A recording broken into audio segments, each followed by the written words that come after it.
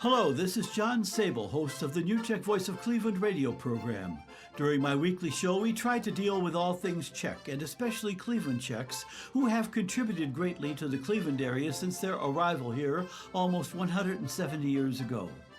The following video, presented and narrated by Paul Burek of Sokol Greater Cleveland, tells the story of the 1915 Cleveland Agreement, which laid the groundwork for the founding of Czechoslovakia in 1918. This presentation is done in conjunction with the 125th anniversary of Bohemia National Hall in Cleveland, a cultural center for Cleveland's Czech community. Here's Paul Burek. Hello, my name is Paul Burek.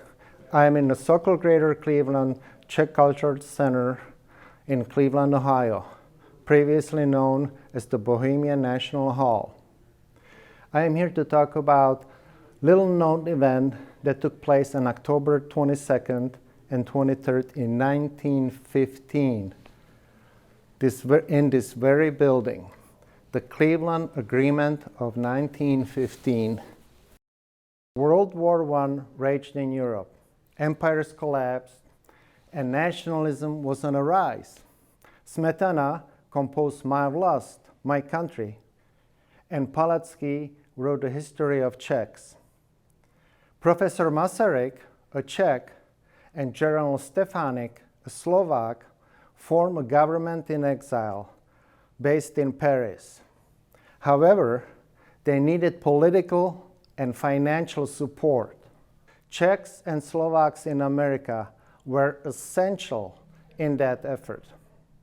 Czechs, represented by Bohemian National Alliance, based in Chicago, and Slovaks, represented by Slovak League of America, headquartered in New York, needed to come together and work out the differences.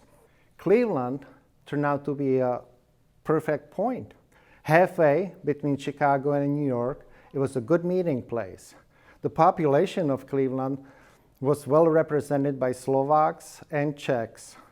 And of course, we had this magnificent building to meet in. On October 22nd and 23rd of 1915, agreement was made in this building about joining forces to start a movement to establish new country of Czechoslovakia. There were 5 points that constitute the agreement. The points were, and they're depicted in our display here at the Bohemian Hall: independence of Czechs and Slovak lands, Federal Union of Czech and Slovak nations with full autonomy of Slovakia, with its own government, use of Slovak language, and cultural independence, free elections, form of government, democratic, similar to that of Great Britain. These items were the basis of mutual agreement shared only by both parties. This is the important part. These 5 items constitute the agreement.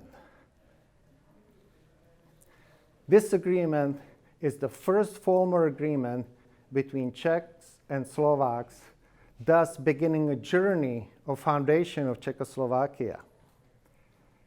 And it happened all in this building, the Bohemia National Hall, now known as Sokol Greater Cleveland Czech Cultural Center. The minutes of this meeting constitute the agreement.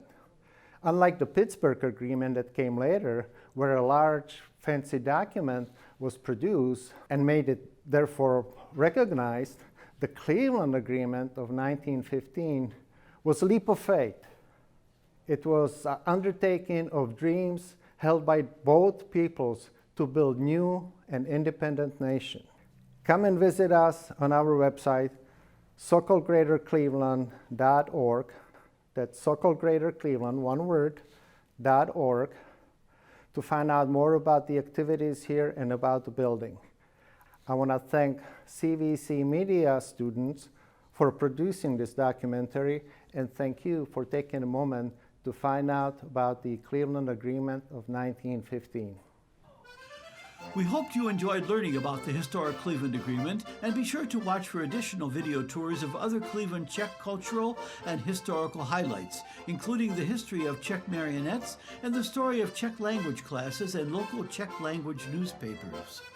And be sure to tune in to the New Czech Voice of Cleveland radio program from 3 to 4 p.m. Sunday on WHKW AM 1220 and available at whkwradio.com/podcasts.